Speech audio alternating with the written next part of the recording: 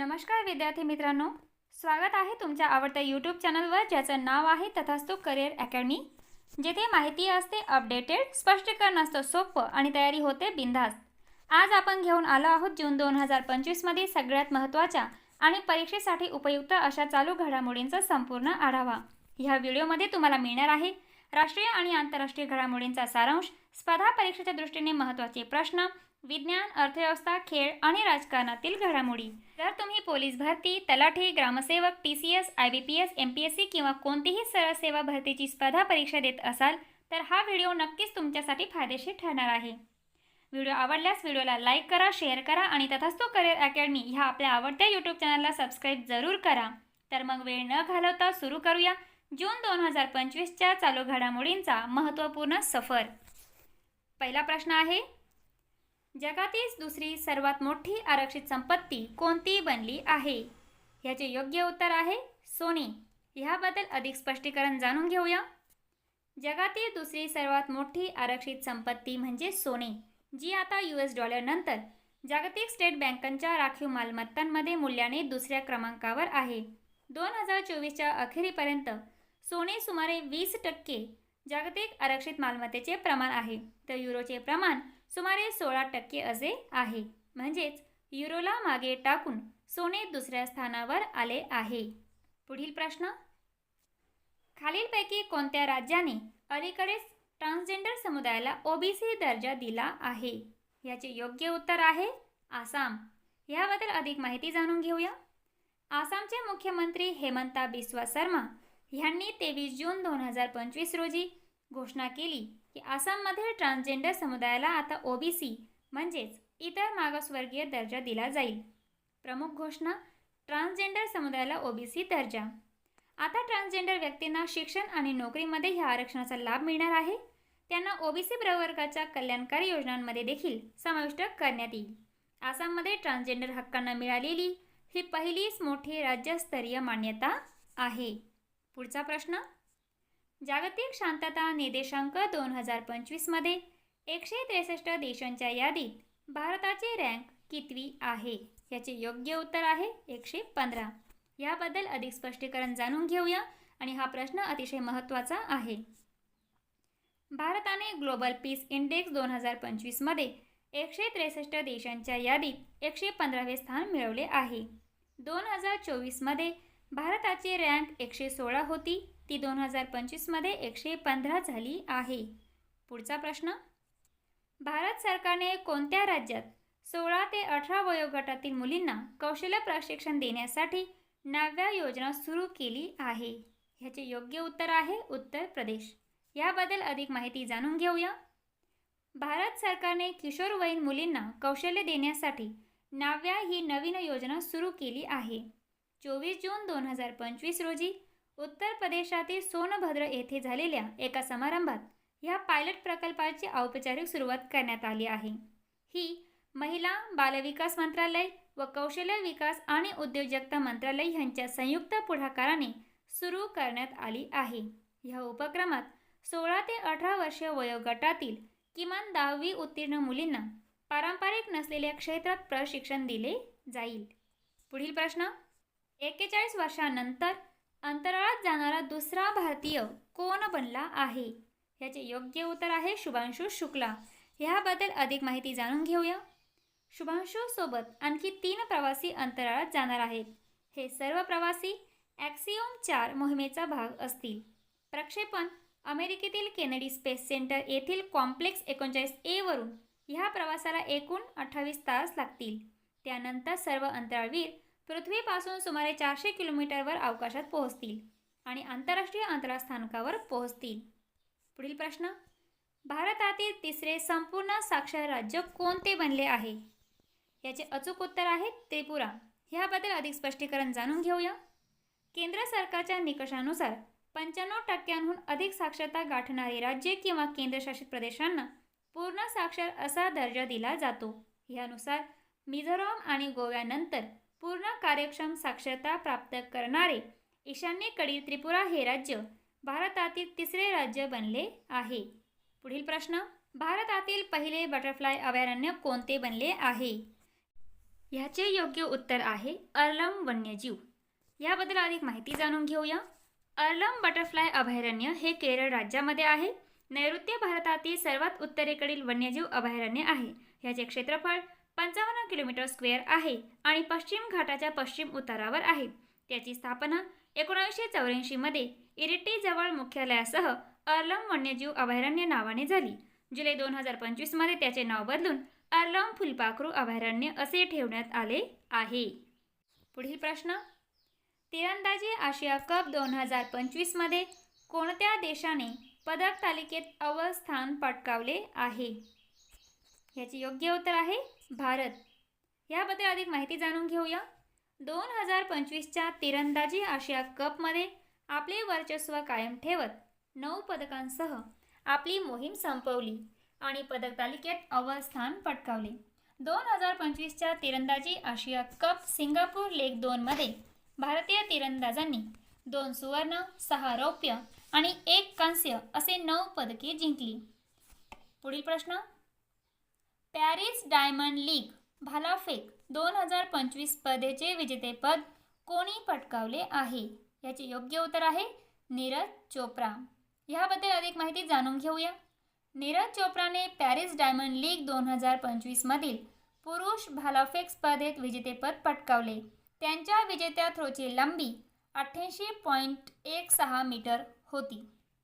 पुढील प्रश्न, भारतातील पहिल्या हायड्रोजनवर चालणाऱ्या बसेस कोणत्या शहरात सुरू करण्यात आल्या आहेत? याचे योग्य उत्तर आहे लेह. याबद्दल अधिक माहिती जाणून घेऊया. जगातील सर्वात उंच मोटार चालविण्यायोग्य रस्ते असलेल्या केंद्रशासित प्रदेश लडाखमधील लेह जिल्ह्यात लवकरच 5 हायड्रोजन इंधन सेल आधारित बस व्यावसायिकरित्या धावण्यास सुरुवात करतील.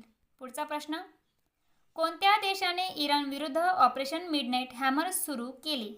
याचे योग्य उत्तर आहे अमेरिका. याबद्दल अधिक माहिती जाणून घेऊया. अमेरिकेने 22 जून 2025 रोजी ऑपरेशन मिडनाईट हॅमर अंतर्गत फोडोन, नाटोज आणि इस्फहान येथील 3 इराणी अणुस्थळांवर बॉम्ब हल्ला केला. या मोहिमेत अमेरिकेच्या B-2 स्टील्थ बॉम्बर्स आणि पनडुब्बी प्रक्षेपित टॉमहॉक क्षेपणास्त्रे वापरून इराणमधील न्यूक्लिअर सुविधा निशाण्यावर करण्यात आल्या. पुढील प्रश्न, कोणत्या मंत्रालयाने भगवान बिरसा मुंडा पुरस्कार सुरू केला आहे? याचे योग्य उत्तर आहे आदिवासी मंत्रालयाने. याबद्दल अधिक माहिती जाणून घेऊया. सिकल सेल औषधांसाठी भगवान बिरसा मुंडा पुरस्काराबद्दल केंद्रीय आदिवासी व्यवहार मंत्रालयाने एम्स दिल्लीच्या सहकार्याने सिकल सेल औषधांसाठी भगवान बिरसा मुंडा पुरस्काराची स्थापना केली आहे. पुढील प्रश्न, देशातील पहिला महाराष्ट्र रेडिओ महोत्सव कोठे होत आहे? ह्याचे योग्य उत्तर आहे मुंबई. अधिक माहिती जाणून घेऊया. देशातील पहिला महाराष्ट्र रेडिओ महोत्सव व महाराष्ट्र आशा रेडिओ गौरव पुरस्कार 2025 हा कार्यक्रम 21 जून 2025 रोजी मुंबईतल्या यशवंतराव चव्हाण सभागृह नरिमन पॉइंट येथे पार पडला. या महोत्सवात मुख्यमंत्री देवेंद्र फडणवीस यांच्या उपस्थितीत रेडिओ पुरस्कार देण्यात आले. या ऐतिहासिक उपक्रमाचे आयोजन महाराष्ट्र शासनाच्या सांस्कृतिक कार्य विभागाद्वारे करण्यात आले. पुढील प्रश्न, अलीकडेच प्रतिभा सेतू पोर्टल कोणी सुरू केले आहे? याचे अचूक उत्तर आहे UPSC. या अधिक माहिती जाणून घेऊया. वर्षानुवर्षे UPSC स्पर्धा परीक्षांची तयारी करूनही गुणवत्ता यादीत स्थान मिळवू न शकलेल्या प्रतिभावान तरुणांना UPSC इतर क्षेत्रात नोकरी मिळवण्यास मदत करेल. यासाठी UPSCने प्रतिभा सेतू पोर्टल सुरू केले आहे. UPSCचे अध्यक्ष अजय कुमार आहे. पुढील प्रश्न, कैलास मानसरोवर यात्रेला जाणाऱ्या प्रत्येक भाविकाला 1 लाख रुपये देण्याची घोषणा कोणत्या राज्य सरकारने केली आहे? याचे योग्य उत्तर आहे उत्तर प्रदेश. याबद्दल सविस्तर माहिती जाणून घेऊया. उत्तर प्रदेशातील कायमस्वरूपी रहिवाशांसाठी मानसरोवरला भेट देण्यासाठी UP सरकारने मानसरोवर यात्रा योजना सुरू केली आहे. या अंतर्गत उत्तर प्रदेश सरकार मानसरोवरला येणाऱ्या भाविकांना प्रत्येकी 1 लाख रुपये देईल. पुढील प्रश्न, कोणते राज्य मोबाईल आधारित ई-वोटिंग सेवा सुरू करणारे भारतातील पहिले राज्य ठरले आहे? याचे योग्य उत्तर आहे बिहार. अधिक माहिती जाणून घेऊया. बिहार हे मोबाईल आधारित ई-मतदान लागू करणारे भारतातील पहिले राज्य बनले आहे. 28 जून रोजी होणाऱ्या महानगरपालिका निवडणुकीपासून पात्र मतदार, ज्यामध्ये स्थलांतरित कामगार आणि अपंग लोकांचा समावेश आहे, सुरक्षित अँड्रॉइड ॲप वापरून मतदान करू शकतील. सीडॅक आणि बिहार राज्य निवडणूक आयोगाने विकसित केलेली ही प्रणाली सुरक्षितता आणि पारदर्शकता सुनिश्चित करण्यासाठी ब्लॉकचेन, फेशियल रिकग्निशन आणि लाईव्ह फेस स्कॅन एकत्रित करते. पुढचा प्रश्न, संयुक्त लष्करी सराव शक्ती भारत आणि कोणत्या देशांदरम्यान पार पडला आहे? याचे योग्य उत्तर आहे फ्रान्स. अधिक माहिती जाणून घेऊया. भारत आणि फ्रान्स यांच्यातील संयुक्त लष्करी सराव शक्तीची 8वी आवृत्ती आहे. या सरावात भारतीय लष्कराच्या जम्मू आणि काश्मीर रायफल्स बटालियनचे 90 जवान सहभागी होतील. पुढील प्रश्न, इराणमध्ये अडकलेल्या भारतीयांना सुरक्षितपणे बाहेर काढण्यासाठी भारताने कोणते ऑपरेशन सुरू केले आहे? याचे योग्य उत्तर आहे ऑपरेशन सिंधू. याबद्दल सविस्तर माहिती जाणून घेऊया. इस्रायल-इराण युद्धामुळे इराणमध्ये अडकलेल्या भारतीय नागरिकांना बाहेर काढण्यासाठी भारत सरकारने ऑपरेशन सिंधू सुरू केले आहे. हे ऑपरेशन इराण आणि आर्मेनियाच्या नवीन सरकारच्या सहकार्याने सुरू करण्यात आले आहे. पुढील प्रश्न, साहित्य अकादमी युवा पुरस्कार 2025 कोणाला जाहीर झाला आहे? याचे योग्य उत्तर आहे प्रदीप कोकरे. अधिक माहिती जाणून घेऊया. प्रदीप कोकरे हे मराठीतील एक युवा साहित्यिक असून त्यांनी 2025 साली त्यांच्या कादंबरी खोल खोल दुष्काळ डोळेसाठी साहित्य अकादमी युवा पुरस्कार जिंकला आहे. या कादंबरीबद्दल, ही कादंबरी मुंबईच्या चाळीतील तरुणांचे वास्तव आणि त्यांच्या जीवनातील सामाजिक सांस्कृतिक संघर्ष अत्यंत प्रामाणिकपणे उलगडून दाखवते. पुढील प्रश्न, ई नगरपालिका पोर्टल 2.0 कोणत्या राज्याने सुरू केले आहे? याचे योग्य उत्तर आहे मध्य प्रदेश. अधिक माहिती जाणून घेऊया. मध्य प्रदेश राज्याने ई नगरपालिका पोर्टल 2.0 सुरू केले आहे. 12 जून 2025 रोजी मध्य प्रदेशातील नगरीय विकास आणि आवास विभागाने ह्या वेब आधारित केंद्रीकृत पोर्टलची घोषणा केली. यामध्ये राज्यातील सर्व 413 नगरीय निकायांना एकाच मंचावर आणले गेले आहे.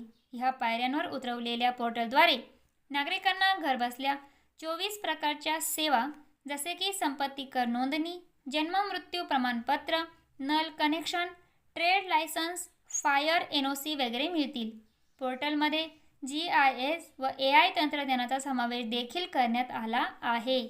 पुढील प्रश्न, भारतातील सर्वात मोठ्या गतिशक्ती कार्गो टर्मिनलचे उद्घाटन खालीलपैकी कोणत्या ठिकाणी करण्यात आले आहे? याचे अचूक उत्तर आहे मानेसर. याबद्दल सविस्तर माहिती जाणून घेऊया. भारतातील सर्वात मोठे Gati Shakti multi modal cargo terminal Manesar Maruti प्लांटपासून सुरू झाले आहे. केंद्रीय रेल्वे मंत्री आणि मुख्यमंत्री नायब सैनी यांच्या हस्ते उद्घाटन करण्यात आले आहे. मारुती सुझुकीच्या मानेसर प्लांटमधील गतिशक्ती मल्टी मॉडेल कार्गो टर्मिनलचे उद्घाटन केंद्रीय मंत्री अश्विनी वैष्णव यांच्या हस्ते झाले. हे टर्मिनल भारतातील सर्वात मोठे ऑटोमोबाईल कार्गो टर्मिनल आहे. पुढील प्रश्न, सिप्री अहवाल 2025 प्रसिद्ध झाला. त्यानुसार भारताकडे किती अण्वस्त्रे आहेत? याचे योग्य उत्तर आहे 180. आणि हो विद्यार्थी मित्रांनो, ही सगळी प्रश्न परीक्षेच्या दृष्टीने अतिशय महत्त्वाची आहे. याबद्दल अधिक माहिती जाणून घेऊया. Stockholm International Peace Research Institute सिप्रीच्या 2025च्या वार्षिक पुस्तकात जानेवारी 2025 पर्यंत जागतिक अण्वस्त्र साठ्यांबद्दल अद्ययावत माहिती प्रदान केली आहे. भारताकडे 180 अण्वस्त्रे आहेत, तर पाकिस्तानकडे 170 अण्वस्त्रे आहेत. चीनकडे 600 अण्वस्त्रे आहेत, त्यापैकी 24 तैनात आहेत. पुढील प्रश्न, कोणत्या राज्याने महाॲग्री AI धोरण 2025-29 मंजूर केले आहे? याचे योग्य उत्तर आहे आपले महाराष्ट्र राज्य. अधिक माहिती जाणून घेऊया. महाराष्ट्र सरकारने महाॲग्री AI पॉलिसी 2025-29 म्हणजेच महाॲग्री AI पॉलिसी मंजूर केली आहे. हे धोरण मुख्यतः कृषी क्षेत्रात कृत्रिम बुद्धिमत्ता, आर्टिफिशियल इंटेलिजन्स AIचा वापर करून शेती अधिक शास्त्रशुद्ध, उत्पादक व शाश्वत करण्याच्या उद्देशाने आखण्यात आले आहे. या धोरणाचे उद्दिष्ट आहेत शेती क्षेत्रात AI तंत्रज्ञान वापरणे, शेतकऱ्यांना डेटा आधारित मार्गदर्शन मिळवून देणे, पीक उत्पादनातील अचूक अंदाज, कीड नियंत्रण, हवामानविषयक माहिती देणे असा आहे. पुढील प्रश्न, कमांडर ऑफ ब्रिटिश एम्पायर सन्मान कोणाला देण्यात आला आहे? याचे योग्य उत्तर आहे लीना नायर. याबद्दल अधिक माहिती जाणून घेऊया. लीना नायर यांना commander of the order of the British Empire CBE सन्मान मिळाला आहे. त्या फ्रान्समधील प्रसिद्ध फॅशन हाऊस चॅनलच्या CEO आहेत. हा ब्रिटिश साम्राज्याचा एक प्रतिष्ठित सन्मान आहे. त्यांना किरकोळ आणि ग्राहक क्षेत्रातील नेतृत्वासाठी हा पुरस्कार मिळाला आहे. पुढील प्रश्न, भारताचे पंतप्रधान नरेंद्र मोदींना Grand Cross of the order of Makarios III ह्या कोणत्या देशाच्या सर्वोच्च नागरी पुरस्काराने सन्मानित करण्यात आले आहे? याचे योग्य उत्तर आहे सायप्रस. अधिक माहिती जाणून घेऊया. भारताचे पंतप्रधान नरेंद्र मोदी यांना नुकतेच सायप्रस या देशाच्या सर्वोच्च नागरी पुरस्काराने 16 जून 2025 रोजी सन्मानित करण्यात आले आहे. पुढील प्रश्न, सर्वात प्रभावशाली पर्यावरणवादी 2025 पुरस्कार कोणाला देण्यात आला आहे? याचे योग्य उत्तर आहे आचार्य प्रशांत. अधिक माहिती जाणून घेऊया. जागतिक पर्यावरण दिनी 5 जून रोजी ग्रीन सोसायटी ऑफ इंडियाने जगप्रसिद्ध तत्त्वज्ञानी आणि लेखक आचार्य प्रशांत यांना प्रतिष्ठित सर्वात प्रभावशाली पर्यावरणवादी पुरस्काराने सन्मानित केले आहे. पुढील प्रश्न, अमेरिकन मेडिकल असोसिएशनच्या अध्यक्षपदावर पहिले भारतीय म्हणून कोणाची नियुक्ती करण्यात आली आहे? याचे योग्य उत्तर आहे डॉक्टर श्रीनिवास मुक्कामला. याबद्दल सविस्तर माहिती जाणून घेऊया. अमेरिकन मेडिकल असोसिएशन AMAच्या 178 वर्षांच्या इतिहासात प्रथमच भारतीय वंशाच्या व्यक्तीने या संस्थेची जबाबदारी स्वीकारली आहे. पुढील प्रश्न, अलीकडेच प्रसिद्ध झालेल्या लिंगभेद निर्देशांक 2025 मध्ये भारताला कोणते स्थान मिळाले आहे? याचे योग्य उत्तर आहे 131वे. याबद्दल सविस्तर माहिती जाणून घेऊया. वर्ल्ड इकॉनॉमिक फोरम WEFने जारी केलेल्या 2025च्या ग्लोबल जेंडर गॅप रिपोर्टमध्ये भारत 148 देशांपैकी 131व्या क्रमांकावर आहे, जो त्याच्या मागील स्थानांपेक्षा 2 स्थानांनी घसरला आहे. जागतिक लिंगभेद अहवालाची 19वी आवृत्ती WEFने जून 2025 मध्ये प्रसिद्ध केली. 148 देशांपैकी भारत 2 स्थानांनी घसरून 131व्या स्थानावर आला आहे. यामध्ये शीर्ष देश ठरला आहे आइसलँड. पुढील प्रश्न, जागतिक स्तरावर सायबर गुन्ह्यांचा सामना करण्यासाठी इंटरपोलने कोणते ऑपरेशन सुरू केले आहे? याचे अचूक उत्तर आहे ऑपरेशन सिक्योर. याबद्दल सविस्तर माहिती जाणून घेऊया.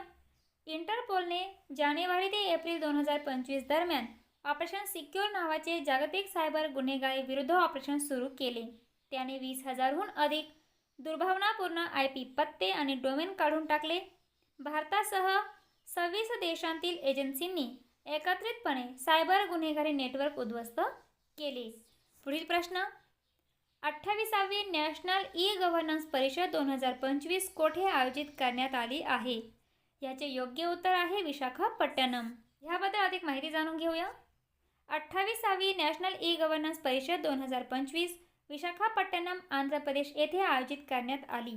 ही परिषद प्रशासकीय सुधारणा आणि सार्वजनिक तक्रार विभाग, भारत सरकार आणि इलेक्ट्रॉनिक्स आणि माहिती तंत्रज्ञान मंत्रालय यांच्या संयुक्त विद्यमाने आयोजित केली. पुढील प्रश्न, INS गुलदार ह्या निवृत्त युद्ध नौकेचे पाण्याखालील संग्रहालय कोठे निर्माण करण्यात येणार आहे?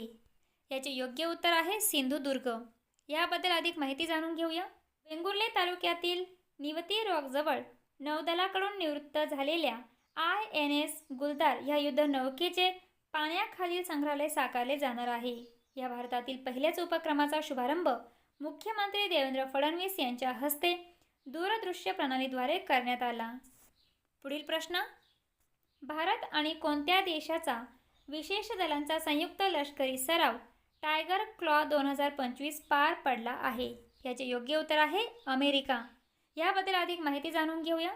टायगर क्लॉ नावाचा संयुक्त लष्करी सराव भारतीय हवाई दल आणि US वायुसेना यांच्यातील पहिला संयुक्त विशेष सैन्याचा सराव 10 जून 2025 रोजी यशस्वीरित्या संपन्न झाला. पुढील प्रश्न, भारताची नेमबाज शिफत कौरने ISSF महिलांच्या 50 मीटर रायफल 3 पोझिशनमध्ये कोणते पदक जिंकले आहे? याचे योग्य उत्तर आहे कांस्य पदक. याबद्दल अधिक माहिती जाणून घेऊया. भारताची नेमबाज शिफत कौर सामरा हिने ISSF महिलांच्या 50 मीटर रायफल 3 पोझिशनमध्ये कांस्य पदक जिंकले आहे. पुढील प्रश्न, विद्युत वनीकरण कार्यक्रम कोणत्या राज्याने सुरू केला आहे? याचे योग्य उत्तर आहे केरळ. अधिक माहिती जाणून घेऊया. विद्युत वनीकरण कार्यक्रम केरळ राज्याने सुरू केला आहे.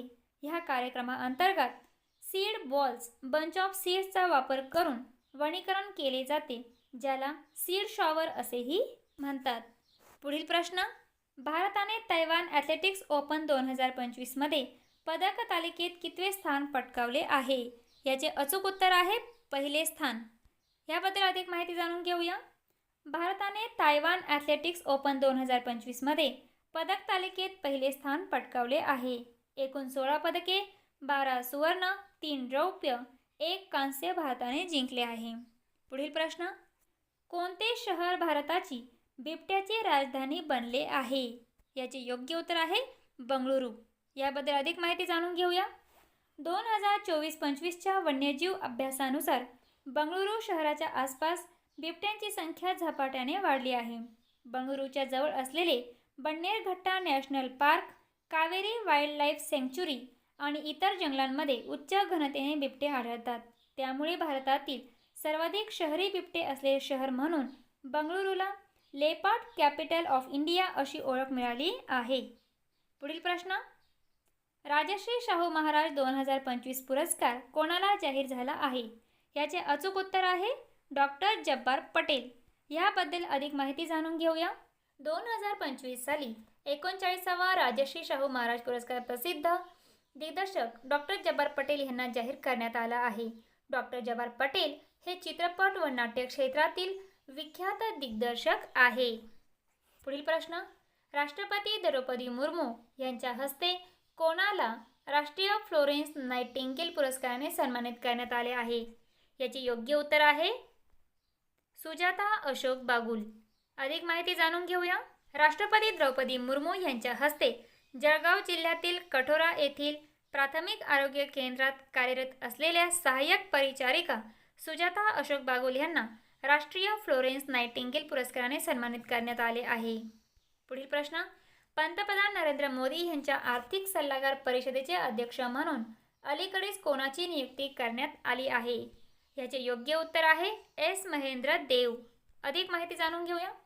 प्रख्यात अर्थशास्त्रज्ञ एस महेंद्र देव यांची पंतप्रधानांच्या आर्थिक सल्लागार परिषदेचे नवे अध्यक्ष म्हणून नियुक्ती करण्यात आली आहे. पुढील प्रश्न, 2025चा मिस वर्ल्ड कोणाला मिळाला आहे? याचे अचूक उत्तर आहे ओपल सुजाता. अधिक माहिती जाणून घेऊया.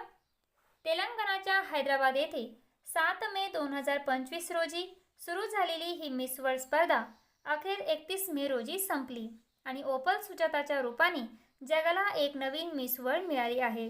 या स्पर्धेत भारताचं प्रतिनिधित्व करणाऱ्या नंदिनी गुप्ताला टॉप 20 मध्ये स्थान मिळवण्यात यश आलेलं आहे. मिस इंडिया वर्ल्डवाईड 2024 ध्रुवी पटेल, फेमिना मिस इंडिया 2023 नंदिनी गुप्ता ठरलेली आहे. पुढील प्रश्न, 7ही खंडांवरील सर्वोच्च शिखरे सर करणारा सर्वात तरुण भारतीय कोण ठरला आहे? याचे अचूक उत्तर आहे विश्वनाथ कार्तिकेय. अधिक माहिती जाणून घेऊया. 16 वर्षीय हैदराबादच्या पदकांती विश्वनाथ कार्तिकेयने 2025 मध्ये 7ही खंडांवरील सर्वोच्च शिखरे सर करत 7 समिट्स आव्हान पूर्ण केले आणि तो हे करणारा सर्वात तरुण भारतीय ठरला आहे. ह्या कामगिरीसाठी त्याने 4 वर्षे कठोर प्रशिक्षण घेतले आणि नेहरू इन्स्टिट्यूट ऑफ माउंटेनिअरिंगमधून कौशल्ये विकसित केली.